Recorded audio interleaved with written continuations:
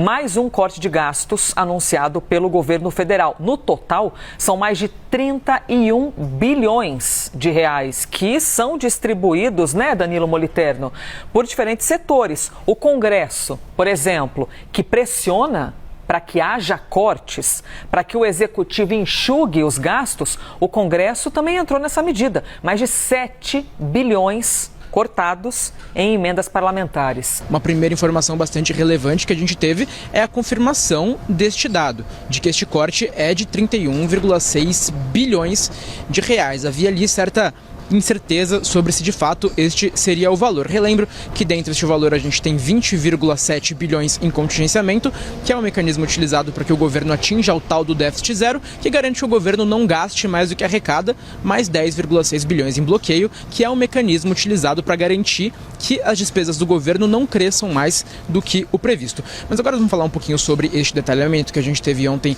neste decreto. Como você muito bem mencionou, Elisa, dentre esses 31 bilhões, a gente teve 7,1 bilhões em emendas parlamentares congeladas. E essa é uma informação muito importante, faço uma observação, porque a gente tem neste momento um impasse em que o Congresso Nacional é contrário às medidas do governo para aumentar a receita. E se não há aumento de receita, para ter equilíbrio fiscal, do outro lado é necessário ter corte de despesa.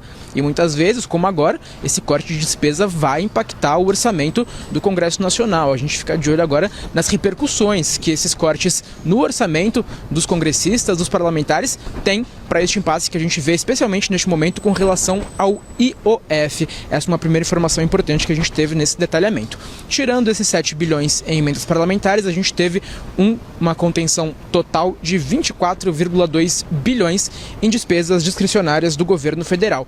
Aí eu destaco 7,6 bilhões que foram congelados no novo PAC, que é o principal programa de investimento do governo Lula, e é claro, traz obras importantes para uma série de pastas. Esses 7,6 bilhões não estão concentrados em um único ministério, estão distribuídos aí, diluídos por uma série de pastas, mas a gente sabe o quanto este programa de investimento é relevante para a gestão atual. E agora parto para falar sobre a situação de cada um dos ministérios, como cada pasta foi impactada por este congelamento. Antes de falar sobre os impactados, queria falar sobre os não impactados. Aliás, sobre o não impactado. O Ministério da Educação foi o único, Elisa, que não teve nenhum corte. A gente está falando de um ministério que tem um orçamento bastante relevante dentro da esplanada e não teve nenhum corte, foi poupado o Ministério da Educação, comandado por Camilo Santana. Agora eu vou fazer alguns destaques sobre os mais impactados. É claro, a gente está falando de mais de 30 pastas na esplanada, então faço os destaques dos 3 mais impactados.